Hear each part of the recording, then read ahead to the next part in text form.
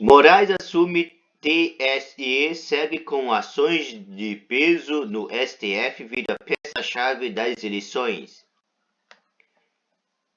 Brasília, Distrito Federal, Folha Press. O ministro Alexandre de Moraes assume nesta terça-feira, de 16, a presidência do TSE, Tribunal Superior Eleitoral, e se consolida como personagem central para o pleito de 2022. A cerimônia de posse ganhou maior relevância porque deve marcar um primeiro encontro do presidente Jair Bolsonaro, PL, e do ex-presidente Luiz Inácio Lula da Silva, PT, na campanha ao Palácio do Planalto. Cerca de 2.000 autoridades receberam os convites para a posse de Moraes, incluindo ex-presidentes da República e parlamentares. O TSE não divulgou a lista de confirmados, mas são esperados mais de 20 governadores no evento.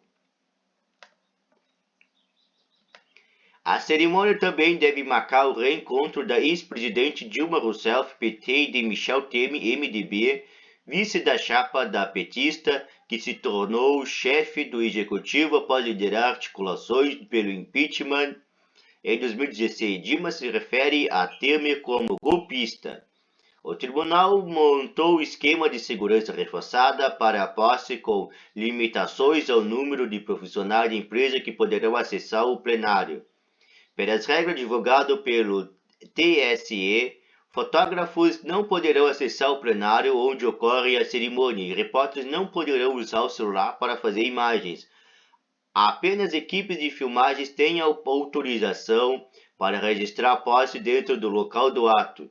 O encontro de Lula e Bolsonaro, líder e vice-líder, de intenções de votos, em pesquisa Datafolha divulgada na última dia 28, ocorre no momento em que o adversário sobe o tom na troca de acusações. Lula acusou Bolsonaro de genocida, enquanto o presidente, além de chamar o petista de ladrão, tem feito insinuações golpistas e repetido teorias da conspiração sobre as urnas eletrônicas.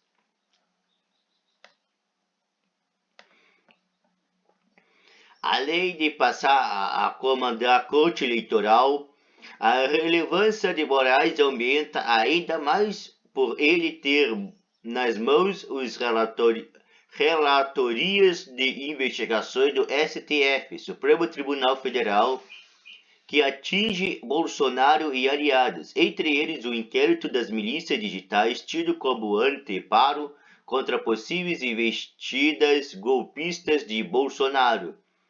Dentro dessa apuração, o ministro já determinou a prisão de Roberto Jefferson, PTB, apoiador do presidente, e também levou à cadeia um homem que estimulou ataques a políticos de esquerda e às instituições. A aposta do TSE é que Moraes tentará se colocar como ministro mais influente do colegiado. Assim, apesar de a corte ter outros 6 integrantes titulares e 7 substitutos, ele deverá atuar para que suas opiniões prevaleçam no tribunal. Caso isso não ocorra via ordem individual de algum magistrado, Moraes deverá articular para revertê-la no plenário. Moraes é visto como um magistrado de perfil centralizador e com ampla capacidade de articulação. A expectativa entre a autoridade judiciária é que ele terá uma forte atuação nos bastidores. A avaliação tem como base a postura do magistrado no STF. No plenário do órgão de cúpula do Judiciário, Moraes se tornou um dos mais influentes ministros e um dos poucos capazes de manter bom diálogo com as diferentes alas do tribunal. As divisões do Supremo foram expostas recentemente em julgamentos criminais relativos à Lava Jato. Apesar dos embates com o Executivo, Moraes costuma buscar consensos tanto internamente como na relação com o Congresso ou com os demais entes da Federação. Isso ocorreu, por exemplo, na negociação sobre as chamadas emendas de relator e na análise de casos com grande potencial de impacto nas relações públicas dos estados. Nos tribunais superiores, embora o ato de todos os ministros tenha peso igual, o presidente controla a pauta de julgamento e geralmente exerce influência sobre os outros magistrados. Isso é reforçado pela composição da cúpula do TSE, que também será formado pelos ministros Ricardo Lewandowski e Carmen Lúcia. Os 3 membros do Supremo que estão no TSE têm boa relação e devem caminhar alinhados. A composição titular do tribunal tem outros 4 integrantes, sendo 2 deles do STJ, Superior Tribunal de Justiça, e 2 oriundos da advocacia.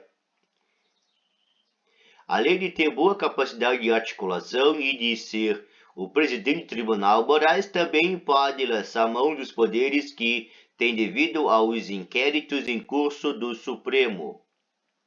O ministro é relator de investigações que atingem apoiadores de Bolsonaro e o próprio presidente, como o das fake news e dos atos de 7 de setembro passado, indicado por Bolsonaro ao Supremo. O ministro André Mendonça suspendeu o recurso de 20 julgamentos dentro desses casos. Com estes julgamentos, Moraes buscava o respaldo dos colegas do Supremo para assumir a presidência do TSE, com mais força perante o Poder Executivo e para inibir ataques às instituições durante as comemorações do bicentenário da independência. No STF, o ministro tomou decisões vistas por apoiadores de Bolsonaro como tentativa de esvaziar a campanha à reeleição do presidente, como o bloqueio temporário do Telegram e a prisão de blogueiros aliados. Apesar de já ter sido chamado de canalha e parcial por Bolsonaro, Moraes tem melhor interlocução com o governo federal do que Edson Fachin, seu antecessor no TSE. Nas últimas semanas, Moraes fez contato com os ministros de Bolsonaro, inclusive o da Defesa, Paulo Sérgio Nogueira. Moraes também foi recebido por Bolsonaro no Planalto na quarta-feira 10, em gesto para amenizar a crise entre os poderes. O presidente deu ao magistrado uma camisa do Corinthians e prometeu comparecer à posse do TSE. A conversa, segundo interlocutores de ambos, ocorreu de forma tranquila.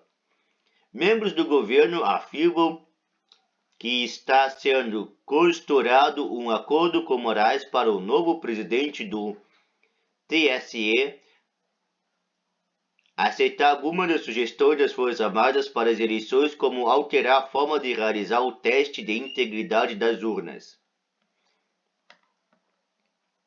Em troca, Bolsonaro reduziria as ameaças golpistas. Interlocutores de Moraes, porém, dizem que não há nada acertado. Ainda avaliam que não há sinais de que Bolsonaro está disposto a mudar de postura. Horas antes de aceitar o convite para a posse de Moraes, por exemplo, Bolsonaro atacou o ministro do STF e disse que não perderia as eleições para a narrativa. Sem citar nomes, o presidente declarou que há ameaça à liberdade no Brasil e que a população tem o dever de aperfeiçoar as instituições, desconfiar.